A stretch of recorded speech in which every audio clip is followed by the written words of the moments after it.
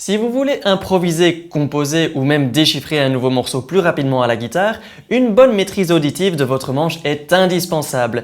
Voici des exercices pour développer cela.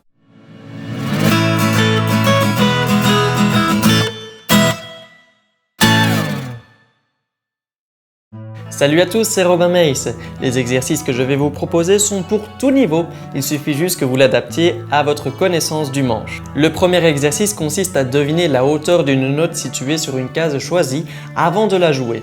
Après avoir accordé correctement votre guitare, choisissez un groupe de notes que vous connaissez. Jouez une première note pour vous donner un repère de hauteur de note, puis regardez ou visualisez une case sur votre manche, ou une corde à vide, parmi les notes choisies. Sans avoir joué cette nouvelle note, essayez de deviner mentalement la hauteur de la note ou mieux de la chanter.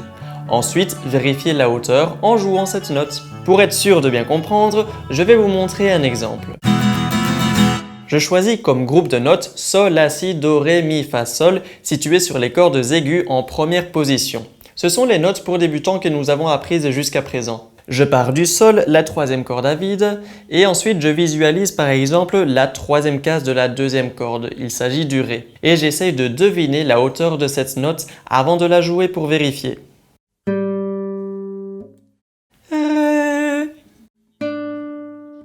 Si c'est correct, continuez sur une prochaine note. Par exemple, la première corde à la première case, il s'agit du Fa.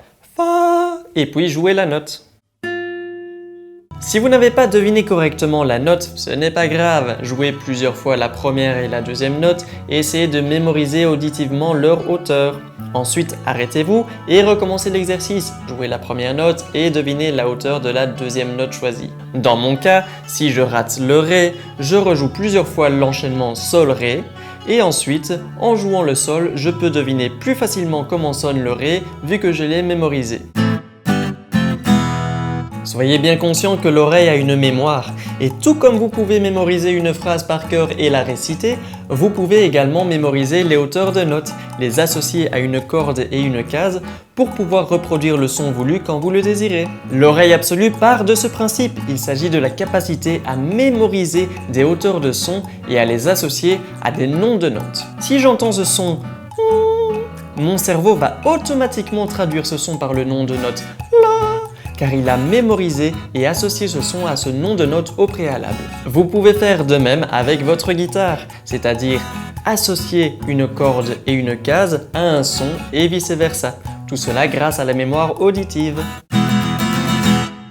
Vous avez déjà une bonne connaissance des notes à la guitare, alors faites l'exercice sur tout le manche. Ayez aussi conscience des intervalles pour passer d'une note à une autre. Cela vous permettra de développer votre oreille relative, c'est-à-dire la capacité à reconnaître et mémoriser des intervalles. Un intervalle est, je le rappelle, une distance de hauteur de son entre deux notes. Il est également intéressant de faire cet exercice en jouant plusieurs notes simultanément.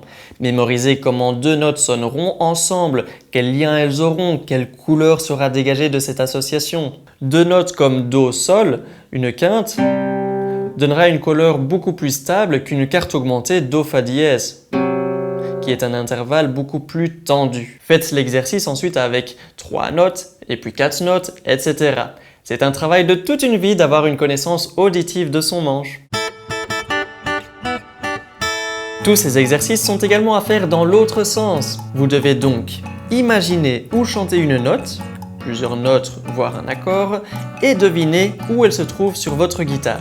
Si c'est compliqué au début, ne prenez que 3-4 notes et jonglez entre elles. Voici un exemple avec le même groupe de notes choisi auparavant. Sol, La, Si, Do, Ré, Mi, Fa, Sol. Sol, Do, Fa, Ré, Sol, La, Sol.